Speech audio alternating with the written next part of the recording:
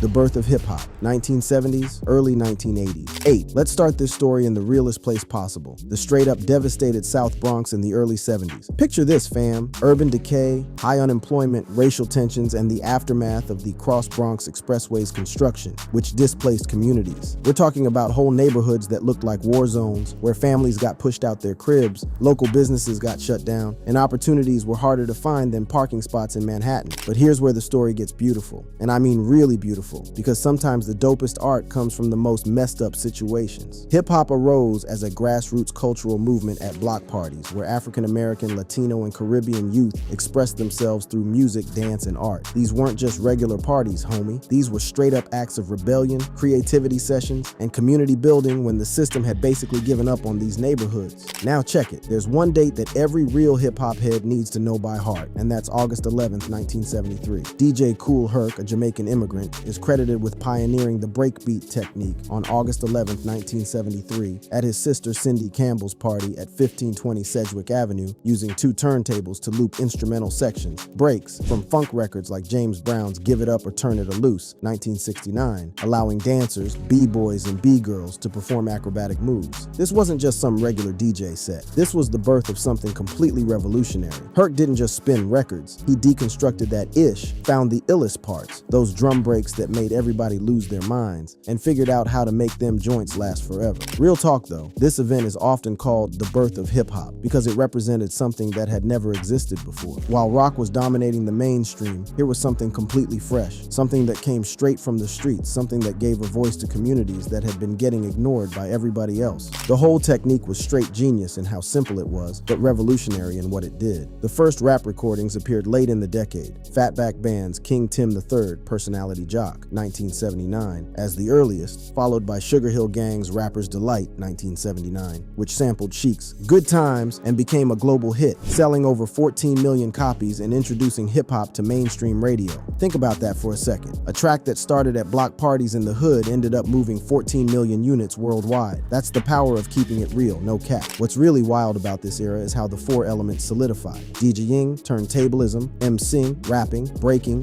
dance, and graffiti, visual art, starting with tags like Taki 183 in 1971. This wasn't just about dropping bars. This was about creating a whole cultural ecosystem where everything connected. Each element fed off the energy of the others, creating something bigger than any individual part. And let's talk about the real impact for a minute, because this is crucial to understanding why hip-hop became way more than just entertainment. Africa Bambaataa founded the Universal Zulu Nation in 1973 to promote peace, unity, and fun, redirecting gang energy, for example, from the Black Spades, into artistic battles. Instead of settling beef with hands and straps, young cats were battling with turntables, mics, and dance moves. This was literally saving lives while creating dopeness. The technology game tells its own story too. The 1977 New York blackout spurred looting of electronics, democratizing access to DJ gear and accelerating the scene's growth. What some folks saw as chaos, the hip-hop heads saw as opportunity. All of a sudden, that expensive equipment that had been out of reach was accessible, and the movement exploded all across the city like wildfire. Old school era, late 1970s, mid 1980s. As we slide into the old school era, we're witnessing hip-hop's first major glow-up, the transition from underground block parties to recorded music, and getting that paper for the first time. Hip-hop evolved from underground to early commercialization, spreading to Harlem, Queens, and beyond NYC, with influences from disco and electro. This wasn't just about expanding the map. This was about the culture absorbing different vibes and influencing other genres at the same time. The tech innovations during this period were straight revolutionary, no lie. Africa Bambaataa's Planet Rock, 1982, fused electro with Kraftwerk samples and TR-808 drums, globalizing the sound. Think about how bold this move was, taking some German electronic music, mixing it with African-American rhythmic traditions, and creating something completely new that would influence how beats get made for decades to come. But even more significant was how the bars started evolving. Grandmaster Flash and the Furious Five's The Message, 1982, introduced social commentary on urban poverty, drugs, and crime, shifting from party themes. This wasn't wasn't just a song. This was straight journalism set to music. Reportage from cats who were actually living in the trenches. When they drop bars like "it's like a jungle sometimes, it makes me wonder how I keep from going under," that wasn't just clever wordplay. That was documentation of real street life. The cultural documentation of this era was equally important for the culture. Films like Wild Style, 1983, first hip-hop movie, and Beat Street, 1984, documented the culture, featuring real artists and boosting international appeal. For example, to Europe and Japan by 1982. These weren't Hollywood interpretations of what they thought hip-hop was about. These were authentic representations created by and featuring the actual cats who built the movement from the ground up. What's really crazy about this period is how quickly hip-hop started influencing mainstream culture. Mainstream crossovers like Blondie's Rapture, 1980, and Run DMC's Adidas endorsement, 1986, paved the way for the golden age's diversity. When established rock acts like Blondie started incorporating rap into their music, it was a clear sign that this wasn't just some temporary trend. This was a fundamental shift in how popular music was going to sound. The technological developments during this era laid the foundation for everything that came after. The TR-808, 1980, enabled electronic beats, and samplers like the EMU emulator, 1981, allowed replaying breaks. These weren't just new instruments. These were new ways of thinking about how to make beats, tools that would define the sound of hip-hop for decades to come. What's particularly important to understand about this era is how it began addressing real issues in ways that mainstream media wasn't. It empowered Black and Latino youth, with women like Salt-N-Pepa challenging misogyny. Hip-hop wasn't just giving voice to people who didn't have platforms. It was challenging existing power structures and calling out social problems that needed to be addressed.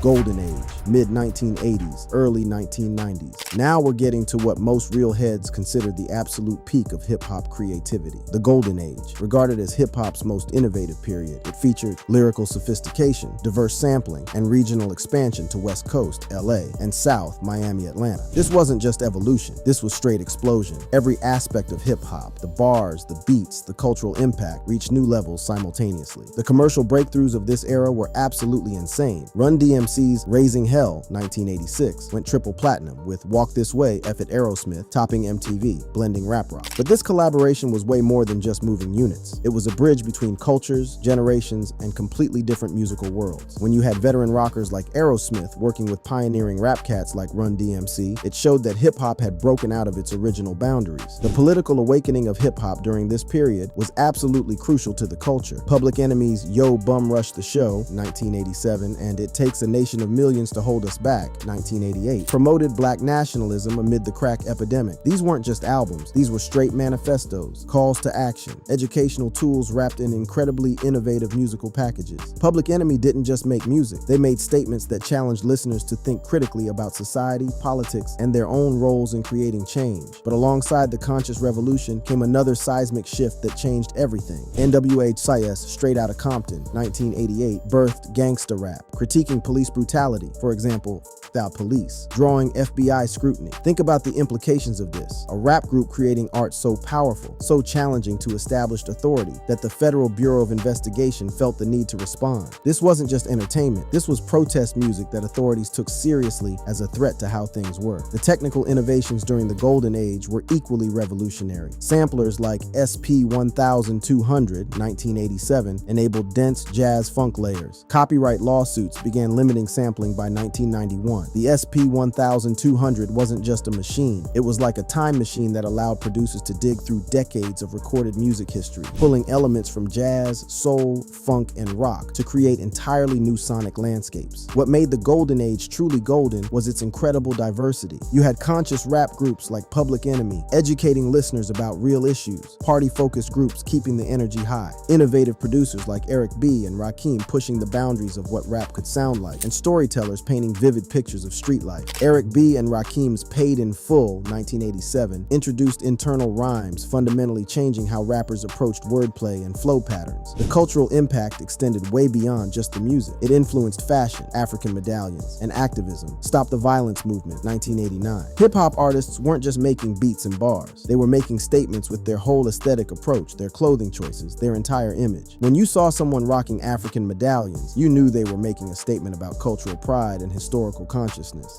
gangsta rap and East-West Coast era, early 1990s, late 1990s. As we slide into the 90s, hip-hop entered what might be its most controversial and tragically defining period. This era was defined by raw depictions of street life, commercial peaks, and tragic rivalries, with West Coast dominance via G-Funk. This wasn't just musical evolution. This was hip-hop grappling with its relationship to violence, keeping it real, and commercial success in ways that would have serious consequences. The West Coast explosion started with a sound that was completely revolutionary for the game. Dr. Dre's The Chronic in 1992 popularized G-Funk, slow, synth-heavy beats sampling P-Funk, introducing Snoop Dogg and going triple platinum. But G-Funk wasn't just a production style, it was a complete aesthetic approach that combined laid-back West Coast vibes with hard-hitting street narratives. The contradiction was part of what made it so dope. Smooth, melodic music discussing the harsh realities of hood life. On the East Coast, lyrical complexity reached new heights that set the bar incredibly high. Nas' Illmatic, 1994, set East Coast storytelling standards, with tracks that read like short stories, painting incredibly vivid pictures of life in New York housing projects. Every verse was straight literature. Every hook was philosophy. Every beat was the soundtrack to urban struggle and triumph.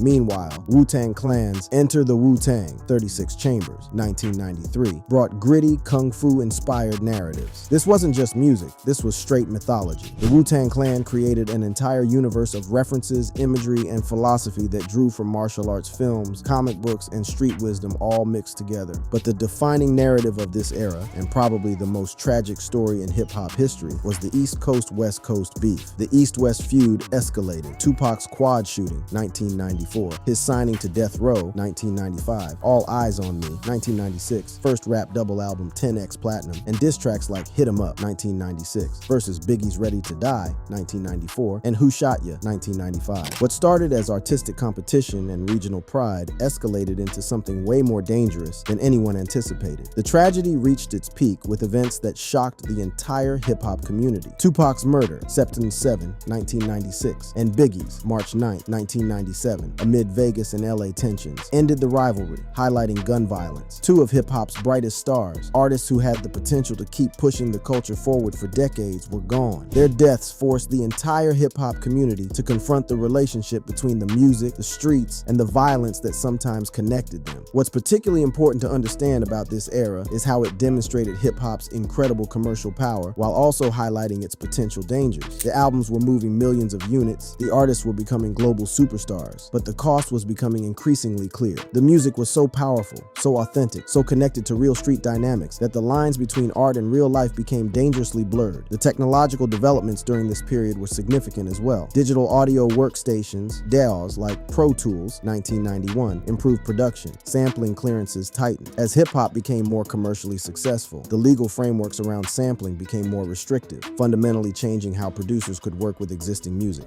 Shiny Suit, commercial boom era, late 1990s, early 2000s. Following the tragic losses of Tupac and Biggie, hip-hop entered a period of incredible commercial success, combined with a move toward more polished, mainstream-friendly sounds. Hip-hop became a billion-dollar industry, with polished, pop-infused sounds and materialism themes post-rivalry. This wasn't just recovery from tragedy, this was transformation into something completely different, focused on getting that bag and living lavish. The visual aesthetics of this era were impossible to ignore straight up. Puff Daddy's No Way Out, 1997, went 7x Platinum with I'll Be Missing You, sampling Police for tributes. The shiny suit era got its name from the literal shiny suits that appeared in music videos, expensive, flashy clothing that represented hip-hop's new relationship with luxury and mainstream success. Cats were stunting hard and making sure everybody knew it. One of the most significant developments was hip-hop's crossover into previously untapped demographics. Eminem's The Slim Shady LP, 1999, produced by Dre, sold 4x Platinum, addressing white poverty and sparking debates on appropriation homophobia. Eminem's success wasn't just about a white cat succeeding in a black-dominated genre, it was about hip-hop's universal themes of struggle, authenticity, and verbal skill transcending racial boundaries and reaching new audiences. The sampling creativity of this era took some interesting turns that showed hip-hop's versatility. Jay-Z's Vol. 2, Hard Knock Life, 1998, sampled Annie for mainstream hits. When Jay-Z could take a sample from a Broadway musical about orphans and flip it into a hip-hop anthem about street survival, revival, it demonstrated hip-hop's incredible ability to find connections between completely different cultural references and make them work. But perhaps no artist embodied the raw emotional power that still existed alongside all the commercial polish like DMX. DMX's It's Dark and Hell is Hot, 1998, debuted at number 1, going quadruple platinum with Raw Emotion. X proved that even in an era of increasing commercialization and focus on getting money, there was still room for authentic pain, struggle, and spiritual searching in hip-hop. The southern regions began to assert themselves more prominently during this period, setting up what was coming next. Master P's No Limit Records and Cash Money's Deals, 1998, boosted Southern bling. This wasn't just regional representation. This was the beginning of a shift that would see Southern hip-hop eventually take over and dominate the entire genre. Technology began to change the entire industry landscape in ways nobody saw coming. Napster, 1999, disrupted distribution, leading to digital sales. While this created challenges for traditional album sales and getting that paper the old way, it also democratized access to music and began the process that would eventually allow any artist to distribute their music globally from their bedroom. The cultural impact of hip-hop reached new heights when Eminem's Lose Yourself, 2002, won an Oscar. This wasn't just recognition for one song. This was Hollywood officially acknowledging hip-hop as a legitimate art form worthy of the highest artistic honors, showing that rap had truly made it to the mainstream.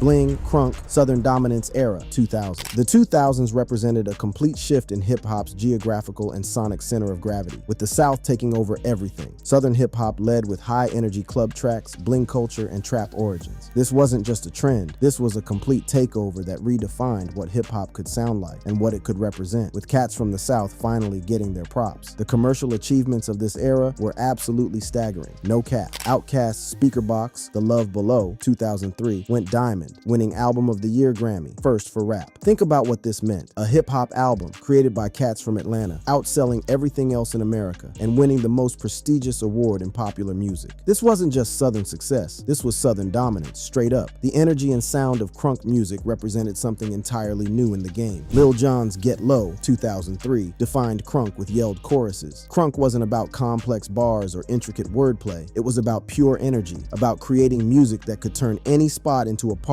any gathering into a celebration. This was music for the club, for getting hyped, for turning up. But alongside all the party music, more serious themes were being explored that would shape hip-hop's future. T.I., Trap Music, 2003, popularized trap, drug-dealing narratives. The term trap referred to spots where drugs were sold, but it also became a musical style that would eventually dominate hip-hop for the next 2 decades. T.I. wasn't just making music about the trap, he was creating the sonic template for how trap music should sound. The cross-generational influence of this era was remarkable for the culture. 50 Cent's Get Rich or Die Tryin', 2003, sold 872K first week, backed by Eminem Dre. When you had artists from the previous generation like Eminem and Dr. Dre backing new cats like 50 Cent, it showed how hip-hop had developed its own internal mentorship systems and artistic lineages within the culture. Meanwhile, Kanye West was preparing to challenge every assumption about what a rapper could be and represent. Kanye West, The College Dropout, 2004, introduced soul samples and vulnerability. Kanye wasn't from the streets. He wasn't claiming to be the hardest cat alive, and he wasn't afraid to show vulnerability and intelligence. This opened up hip-hop to entirely new perspectives and experiences that hadn't been represented before. The technological developments during this era were revolutionary for how music got made and consumed. Auto-tune rose. T-Pain's I'm Sprung, 2005. Ringtone sales peaked. Auto-tune wasn't just an effect. It became an instrument, a way for artists to create melodies and emotions that human voices couldn't naturally produce, changing the whole sound of the game. The viral nature of music began to change everything about how artists could blow up. Soulja Boy's Crank That, 2007, went viral via YouTube. This wasn't just a song, it was a dance, a meme, a cultural phenomenon that showed how the internet could turn any young cat into a global superstar overnight, bypassing all the traditional gatekeepers.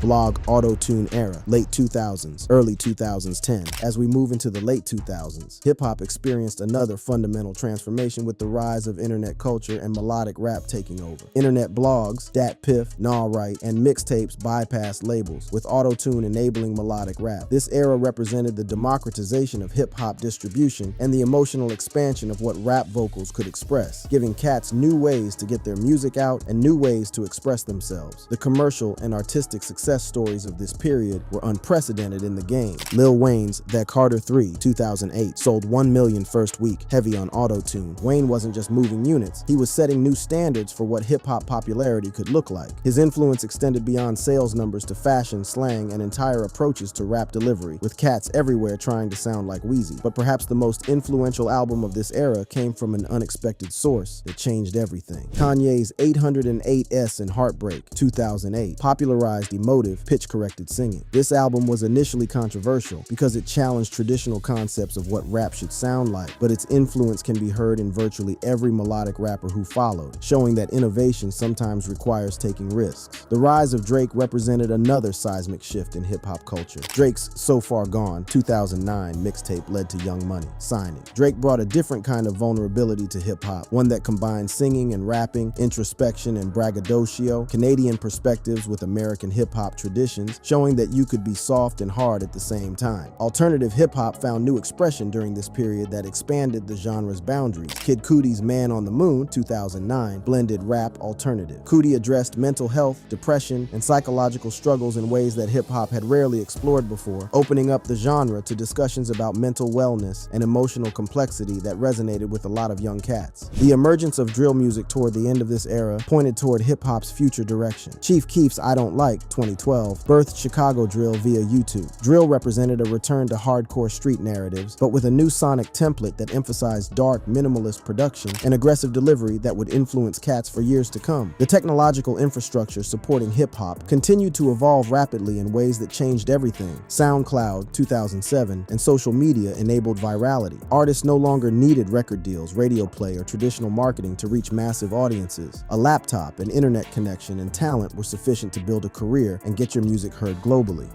Trap Mumble Rap era, 2010s. The 2010s saw Atlanta's complete domination of hip-hop through trap music, fundamentally changing the sound, style, and commercial expectations of the entire genre. Atlanta trap dominated with dark, 808-driven beats and drug culture themes. This wasn't just regional success. This was the establishment of a new sonic standard that would influence hip-hop globally and show that the South was running the game. The defining albums of this era established templates that cats are still following today. Future's DS2, 2015, epitomized trap. Migos' Bad and Boujee, 2016, popularized triplet flows. Future's approach to auto-tuned vocals over dark, atmospheric beats created a blueprint that countless artists would follow, while Migos' triplet flow patterns became the default rhythmic approach for an entire generation of rappers coming up. But trap wasn't the only innovation of this period that changed the game. Young Thug's Barter 6 Inches, 2015, introduced mumble, slurred delivery. Young Thug's approach to vocals was polarizing as hell. Critics argued that his slurred delivery made bars incomprehensible, while supporters argued that he was treating his voice as a pure instrument, prioritizing melody and vibe over literal meaning. Amid all the commercial trap success, conscious rap experienced a renaissance that reminded cats what real lyricism looked like. Kendrick Lamar's To Pimp a Butterfly, 2015, revived conscious rap with jazz elements. This album proved that there was still massive commercial and critical appetite for socially conscious hip-hop that tackled complex themes like racism, identity, and social justice with real bars and real substance. The technological infrastructure supporting hip-hop consumption changed dramatically during this period. Streaming platforms like Spotify, US launch 2011, exploded. Streaming didn't just change how people listened to music, it changed how artists created music, with shorter songs designed for playlist inclusion and immediate impact, rather than full album-length artistic statements. The cultural debates surrounding this era were intense and divided the hip-hop community. Debates on lyricism versus vibe, opioid crisis reflections. Older hip-hop heads and artists questioned whether the new generation was maintaining hip-hop's traditional emphasis on lyrical complexity and keeping the standards high, while younger audiences argued that the music's emotional impact and sonic innovation were more important than traditional wordplay and bars. The influence of this era extended way beyond just the music itself. It influenced fashion, designer drugs motifs, and memes. Trap culture wasn't just about beats and bars. It was about aesthetic approaches, lifestyle choices, and ways of understanding success and authenticity in the digital age, with cats flexing designer clothes and expensive jewelry.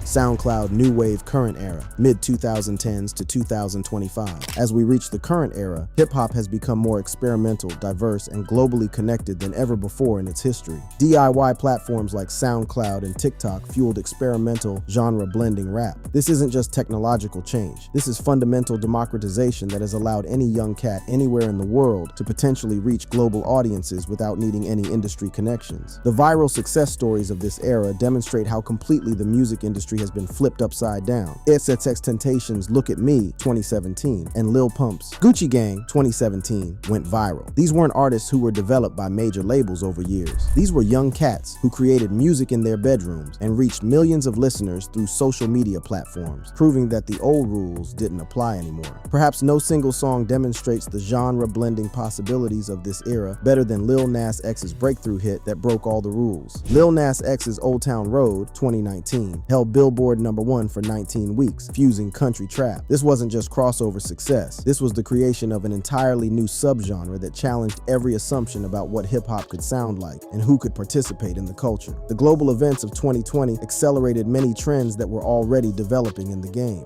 COVID-19 2020 boosted online releases. Cardi B and Megan Thee Stallion's WAP 2020 topped charts with female empowerment. The pandemic forced the entire music industry to focus on digital releases and online promotion, further democratizing access to audiences while showing that female rappers could dominate just as hard as their male counterparts. The ongoing evolution of hip-hop beef showed that some traditions continue even as everything else changes around them. Kendrick versus Drake beef 2024 revived diss tracks like Not Like Us. Hip-hop's competitive tradition adapted to social media and streaming, proving that the culture's core competitive spirit remains strong and that cats still need to prove themselves when challenged. The technological developments of this era are pushing hip-hop into completely uncharted territory that nobody saw coming. In 2024 to 2025, AI-generated beats rose. For example, tools like Suno, 90s boom bap revival with modern 808, and NFTs digital fashion integrated. We're now seeing artificial intelligence being used to create beats, virtual reality concerts becoming normal, and blockchain technology changing how artists get their bag and monetize their work in ways that would have seemed like science fiction just a few years ago. The global expansion of hip-hop has created entirely new subgenres and artistic possibilities that are pushing the culture forward. Emerging subgenres, hyperpop rap hybrids, international drill, UK Central C. Hip-hop is no longer just an American art form. It's a global language that's being spoken with local accents and cultural references from every continent, with cats from London to Lagos, putting their own spin on the culture. The social impact of contemporary hip-hop continues to evolve in ways that show the culture's maturity. Mental health advocacy, for example, Juice WRLD's Legacy, debates on AI ethics and authenticity amid streaming growth. Hip-hop =, 32% of US streams in 2024. As hip-hop dominates streaming platforms, representing nearly a third of all music consumption in America, its cultural influence has never been greater, with young cats using the platform to discuss real issues like mental health and social justice. Looking toward the future, trends include indie marketing, bold genres like Afrobeats rap, and rising artists like Laser Dim, 700, Glock 40 Spaz, Star Bands. Hip-hop continues to absorb influences from around the world while maintaining its core identity as a platform for authentic expression and cultural commentary, proving that the culture keeps evolving while staying true to its roots. Thank you for watching. If you enjoyed watching this video, click on one of the boxes playing on your screen to watch more similar content.